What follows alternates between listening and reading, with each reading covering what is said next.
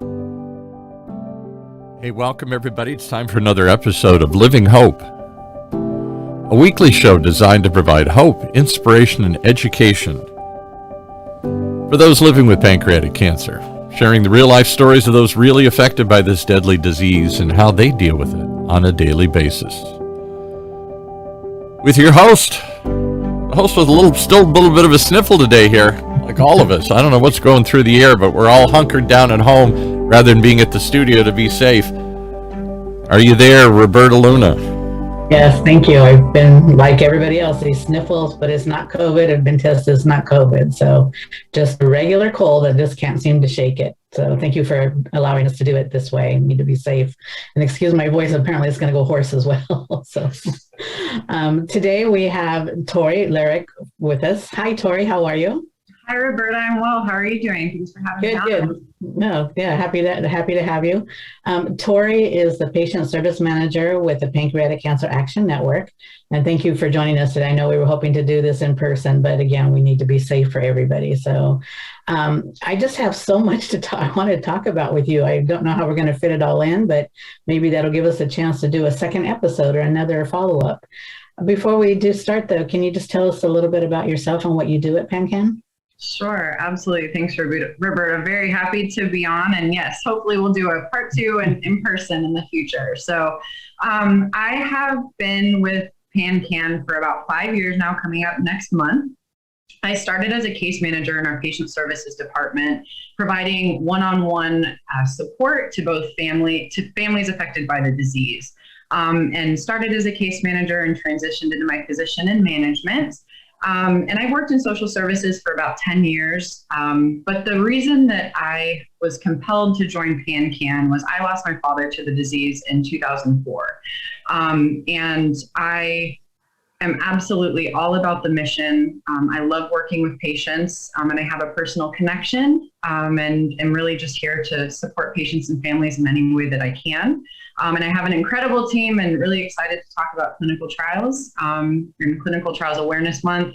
At PanCan, in my role in management, I supervise some of our case managers that, again, provide that support to those affected by the disease. And then I also oversee our survivor and caregiver network, which is our peer-to-peer.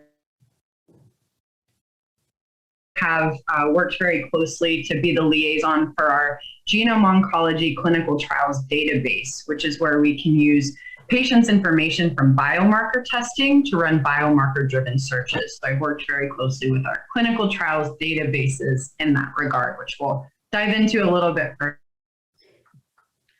Well, that's a mouthful. You're really a busy lady. And I have to say, I love patient services. You guys do an awesome job, and thank you for being there and doing that. I imagine it can't be easy because you hear all these stories. How do you manage? How do you deal with that when you hear these and you follow? You're really great about following the stories with the person so that they're always with the same associate. Yeah. But how do you deal with that on a personal basis? That has to be difficult. Yeah, definitely. So one of the things that we really train our team on, and that's really important in patient services, is practicing self-care. Working in social services and providing resources to patients and caregivers. It's important for us to put our mask on before we support others. So that's a huge part of what we do in patient services, is making sure that our team is taking care of themselves in addition to supporting others. And one of the way, just like you mentioned, we work on a case management basis. So with patient services, when you reach out to a case manager, you'll be matched with that same case manager, and they really support you along the journey, and you can pick up where you left off whenever you connect with your case manager. And we, just to kind of answer your question, the resources and information that we provide really gives so much hope to those that we connect with. So it's incredibly rewarding. We're able to really follow all of our patients and caregivers, give them information that fills in gaps between them and their healthcare team. And it's really very hopeful, what we do in advocacy, making sure that they advocate for themselves. So it's a balance. Important to practice self-care, when we're working with patients and caregivers, but what we do is so incredibly rewarding, hopeful, and we because we are able to work with our families so closely, we become a part of their team as well. And all of those triumphs, and each day by day that there's, a new glimmer of hope, we're able to be part of that process as well. So it's incredibly rewarding, and such, the team that we have in patient services, what they're able to provide is really incredible to the families that they support. Yeah, you guys are awesome. And I'm sorry, I just had somebody text me a question. They were wondering, because sometimes, the case managers like yourself, they move on to a different position. So then what happens to that information, or how is that passed to another associate to take care of? Yeah, very good question. So that is the case. Sometimes, we have case managers that transition into other departments or other roles within the organization or leave the organization. We make sure that they are matched with another case manager. And that they will have that continuum of care. So if you reach out either via email or over the phone, and we can provide that information in detail later as well, you will reach the receptionist, or you will reach our email inbox, and you will be assigned to the next available case manager. We have a very robust and rigorous training program as well. So all of the case managers are able to provide the same information. So if unfortunately for some reason you aren't matched with the same case manager that you've been working with, we have all of the interactions documented so we can continue to pick up where we left off. And because of that documentation, you can continue from where you were with your previous case manager that you were working with. That's great. So you don't have to go back and repeat your whole story again, because sometimes it can be difficult to go back and talk about or just remember things. So again, you guys do an awesome job. So thank you. Yeah. Well, January is Clinical Trials Awareness Month, and PanCan believes that pancreatic cancer patients who participate in clinical trials have a better outcome. Why does participating in the clinical trials provide that patient outcome, that better outcome? Yeah, absolutely. So clinical trials are imperative because they provide new and better treatments for patients prior to them being widely available. And it's also the way that we're going to further research and learn about what works.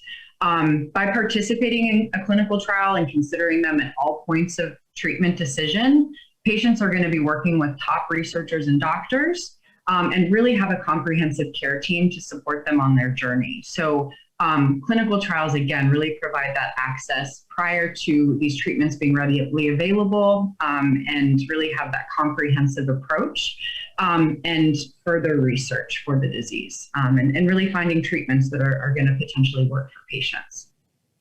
Yes, I think sometimes people don't understand that every treatment or drug that we use right now had to go through a clinical trial. So it's really important to consider that. Yes. Now, this all gets approved from the Food and Drug Administration, correct? That is correct. So, and the way, and I'm happy to kind of talk through the process and phases of testing, if you think that would. Thank you. Yes, I was going to ask you that. So you're perfectly right on cue there. Awesome. So essentially, that's what a clinical trial is. It's where a combination of drugs or a drug passes through the process to potentially get FDA approval. And there are 3 phases of testing within a clinical trial. And a drug only moves on to the next phase of testing if it's proven to be safe and effective in the previous phase. So phase 1 is focusing on dosage, safety, and side effects of the new treatment. And it's usually a small group of patients.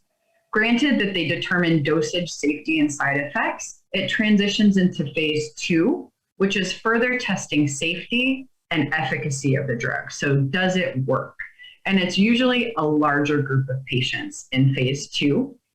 And then once a drug passes through phase 1, phase 2, it transitions to phase 3, which is that final step of testing to determine, is this better than what we already have available? Is it better than the standard of care? And usually this is a very large group of patients. And then technically there is phase 4, which is FDA monitoring, but that's once it's actually gone through phases 1, 2, and 3 of testing. So clinical trials are at all different points. And when considering clinical trials, that information is transparent and available about what phase the drug is in the testing process to get that FDA approval. And I had a question just come in again. How long does that usually take, that process take? So it really depends. It can take many years for a drug to get approved. And it can be years that a drug remains in one phase. Of course, there are some that might move faster than that, but it can take upwards of 10 years to potentially get an approval, which is something that we consider when we're taking a look at barriers to finding new treatments. So it can take a long time to get approval. If a drug fails in one of the phases or it doesn't have that response, then the drug will stop there. So it won't continue on to the next phases of testing. So there are some drugs that, don't move forward if they're not safe or effective for patients. So it, again, really depends on the drug, but it can take many years for a drug to potentially get approved. Now, is that, and maybe you don't know this, but is that true for all clinical trials or just dealing with pancreatic cancer? So phases of testing, so my understanding is for the majority of drug approvals, it must pass through these phases of testing, specifically with oncology. As far as the length of time for drug development, I couldn't necessarily speak outside of the oncology space, but my understanding is that it can take some time to have that transition and years for a drug to potentially get approved. Yeah, it's too bad we can't figure a way to do it sooner because we really, it's hard to wait years to get something, but we have to do, I guess, what's safe and make sure that it's going to work. Yeah, exactly. And there are ways that, I'm sorry to interrupt. No, please. There are definitely incredible researchers, doctors, organizations, such as PanCan that are trying to find ways to expedite that process with different trial designs. So it's definitely a problem that there are many people that are working to address that so that we can move through the clinical trial process faster to get drugs approved faster. But again, it's imperative that it's done safely and that we're truly finding things that may move the needle and improve the lives of patients.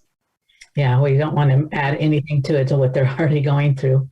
So when is the best time for patients to consider doing a clinical trial? Is it in the beginning, when nothing else is working? When is the best time for that to happen? Good question. And also is one of those myths that that we talk about. So there's kind of a myth that clinical trial consideration should just happen after all treatment has been exhausted or once you've tried other treatments. And that's not the case at all. Clinical trials should be considered at all points in diagnosis. So upon diagnosis, upon starting on treatment, they should be considered at all points.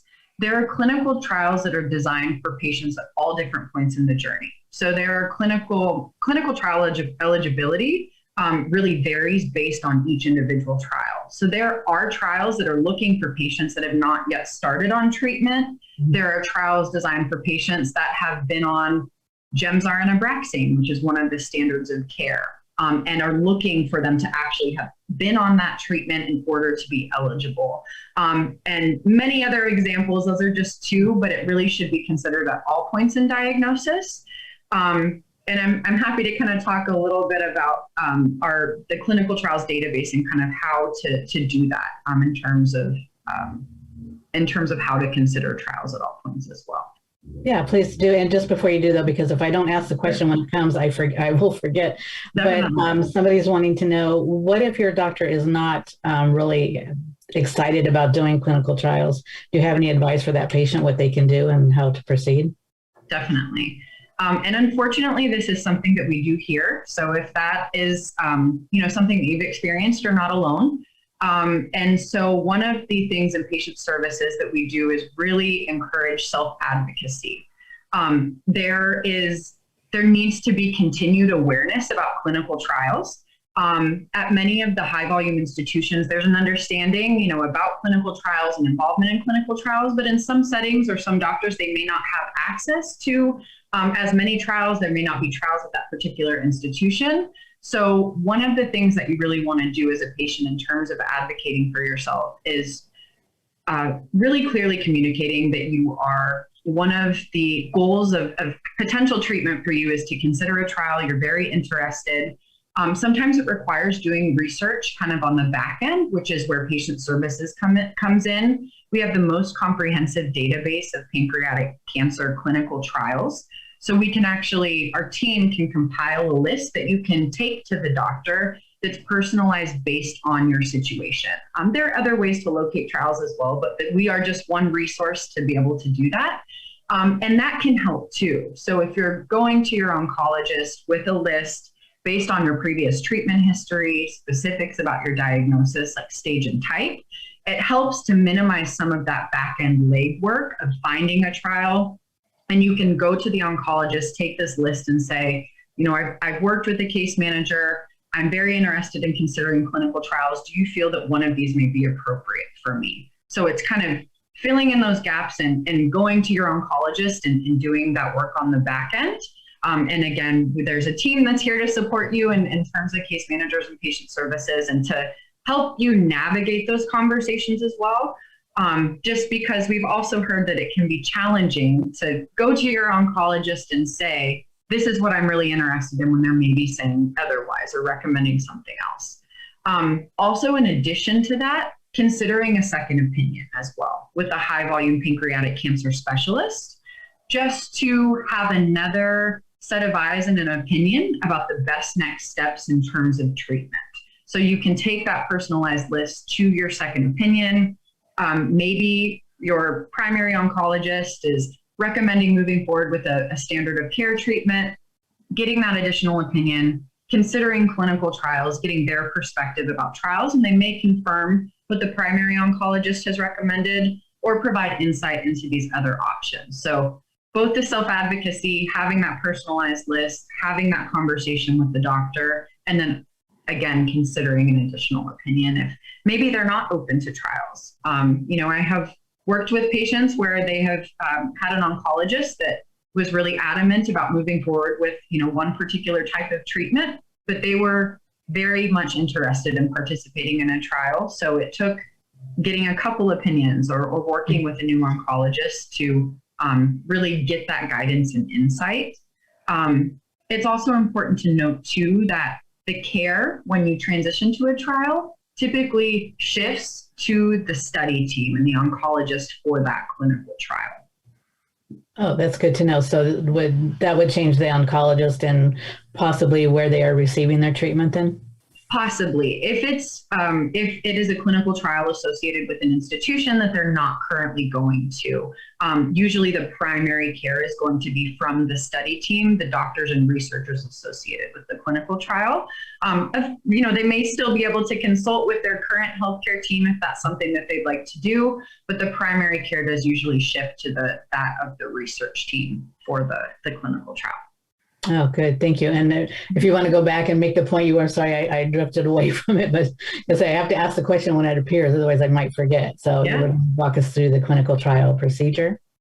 Yeah. So the clinical, oh, yes, absolutely. So as far as locating a clinical trial through the database, and perfect. So essentially what you would do if you are interested or you have a loved one that's interested in considering clinical trials, again, at all points in the diagnosis, you can reach out to patient services and you'll get linked up with a case manager. You can also go on the website and submit a clinical trial finder search that way.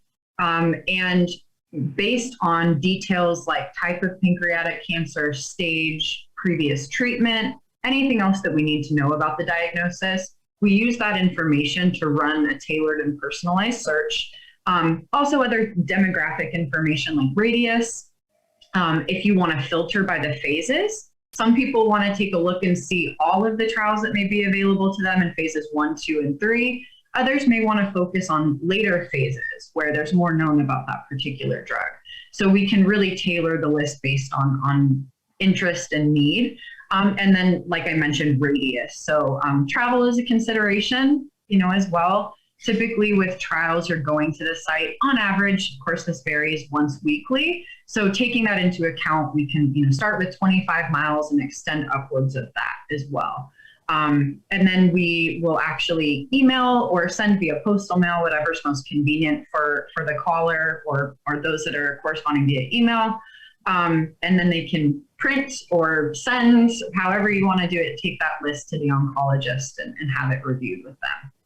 Yeah, it's really a great service that you offer. And I know you can also research clinical trials on your own, but the best advice I can give to anybody is let, the patient services do it, only because it can be so overwhelming when you try to do it on your own. And it's nice to have something else taken off your plate and let somebody else do it. So yeah, thank you for providing that source. But if I can give any advice to anybody, please let them do the research for you, and you can just take it after that. I think it's easier. It was for me anyway. So thank you.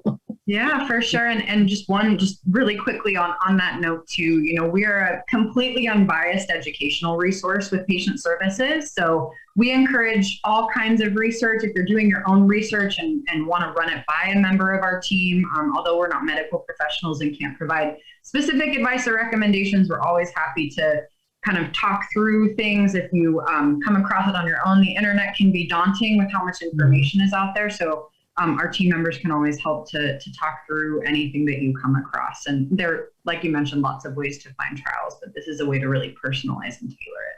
Yeah, it makes it easier. I mean, I'd love to keep talking about this because, like I said, it's such an interesting subject and there's so much out there. But I want to get to some of the common myths about clinical trials, because I know a lot of times that's what might keep somebody from wanting to do a clinical trial. So I know one of the myths is that patients are treated like guinea pigs. Yes. And this is something that we hear often, and one of the primary myths that we want to really debunk. So the clinical trial process is very well monitored and organized. There's something called informed consent. There are documents, there are conversations, so patients truly understand exactly what it is that is entailed in the trial.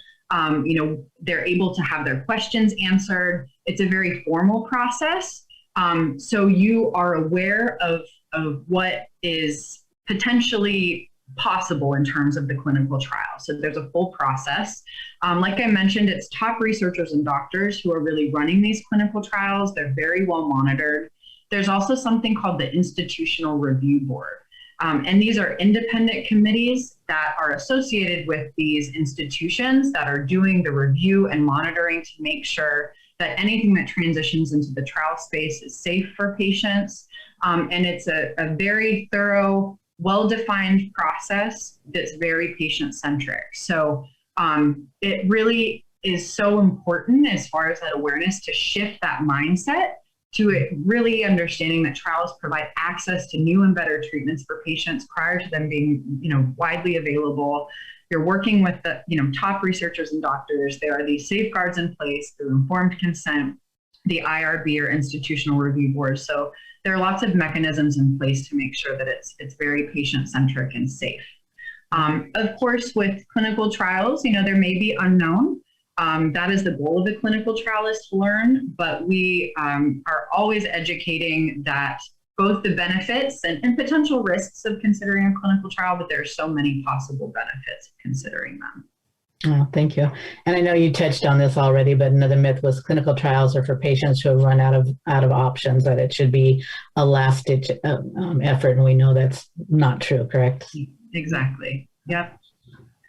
And one other thing I want to note about that too, if someone is currently on treatment and maybe having a positive response to chemotherapy that they're on or another treatment that they're on, that is still a good time to consider clinical trials to be prepared for the next treatment decision. So even if you're not ready to enroll, right when you're thinking about a clinical trial, it's good to have that list, be aware of your options, should there be a decision from the healthcare team to look into other options. So that's another important thing to note too.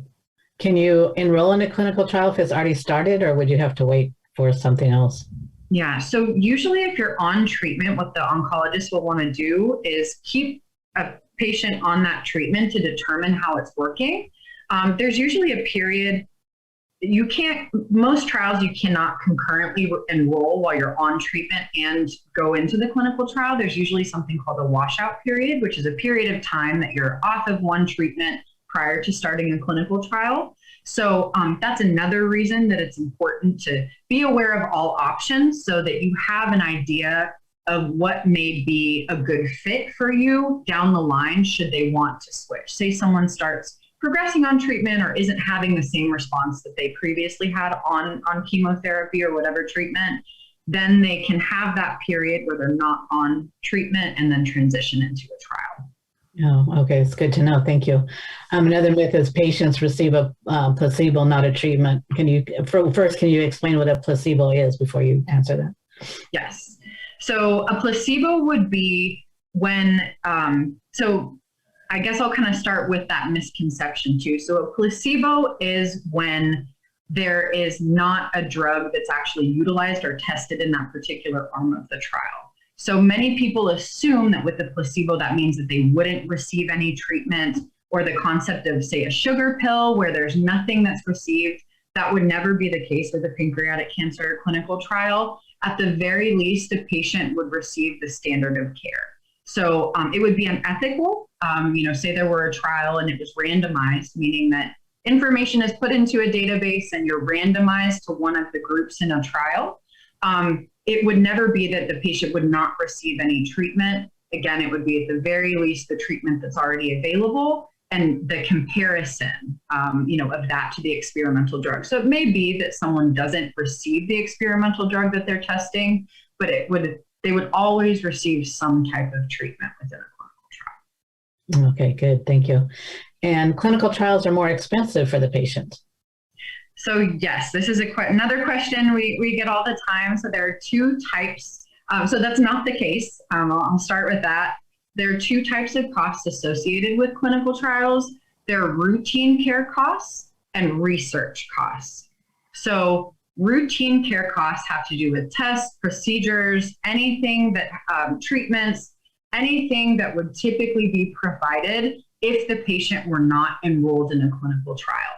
And federal law requires that most insurance providers cover these costs. So these are things that that's routine care costs. So things that would already be done for the patient. And there are those safeguards in terms of insurance and laws that insurance should cover that. And then there are research costs. And those are tests, procedures, treatments, anything that's part of the clinical trial. And those are covered by the clinical trial sponsor. And a clinical trial sponsor can be a pharmaceutical company, a particular academic institution, an organization, and they cover the costs, the research costs. So based on that, for the most part, of course, there are nuances with insurance and every policy is different and trial is different. But for the most part, both of those costs should be covered. So it wouldn't be expenses beyond typical treatment or the standard of care treatment. So that's another important thing to know. Okay, good. Thank you. And I know another myth is participation in clinical trials is not important, but I think you've already gone through everything and explained why it really is important. And I hate to cut us out, but we are running out of time, and this has really been great information. And I really do want to thank you for talking with us today because of January being Clinical Trials Awareness Month. And we wanted to devote this episode to letting people know the importance about clinical trials. You're such an inspiration. I would really love to have you come back sometime and really talk more and more in depth and also get into your own personal story as well, because it's amazing. I just want to share an African proverb with you before we leave. It's, as long as you speak my name, I shall live forever. Today's Living Hope episode is dedicated to your father, Tim Lyric. So thank you very much for being here with us today. And we really do appreciate it. And I really do want to have you come back because I have more questions that people are asking. And so we need to really deal with those at some point. But unfortunately, the time goes by quickly. So thank you. And can I butt in and ask one question as the engineer here today and the producer listening to all this? Do we have a place people can find clinical trials? That's the question I always have. I think there is a national government site, but it lists millions of clinical trials. Where can people, if people want to take the next step and don't just call PanCan, but want to explore some themselves, is there a way they can find clinical trials in their area?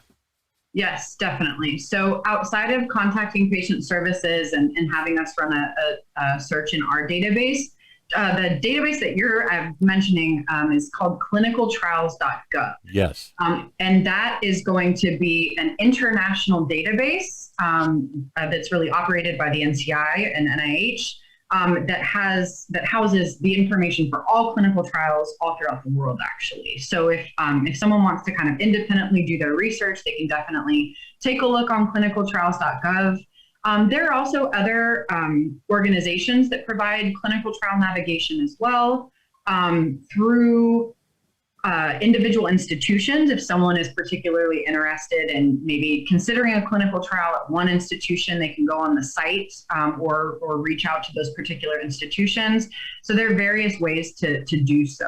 But clinicaltrials.gov is going to be that really international database of trials that people can take a look at and search with different parameters as well on their own. All right. Well, that's going to take it out for today here. Thank you so much. And I look forward to coming back more and finding out about some clinical trials, maybe in Orange County or Southern California, that people aren't aware of that are going on that they might want to participate in. Yes, absolutely. Yeah, thank you so much, Roberta and Paul. This has been such a pleasure. I would love to come back. And Roberta, you're such a shining light. Thank you for all that you do to support patients. Well, she's bringing the sunlight. She's up in Santa Monica and the sun's shining in. It's dark down here in Orange County today here. So Yes, I'll send the sunlight that way. all right, please do. Thank you. We could use some. All right, thanks. Thank you, Tori.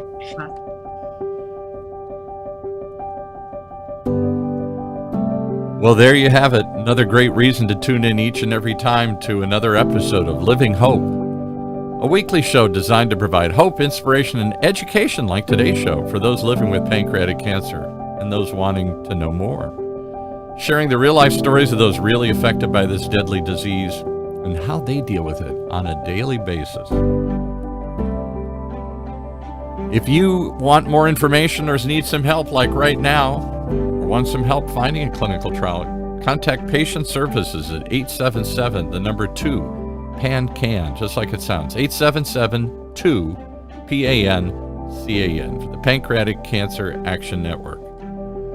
And for the OC Talk Radio Network, I'm Paul Roberts, as always, urging you to join us, share the knowledge, tell others, and come back each and every week as we share real-life stories of real people really dealing with this deadly disease. Right here in Orange County's only community radio station, octalkradio.net. Streaming live from the University of California, Irvine's Beale Applied Innovation Center.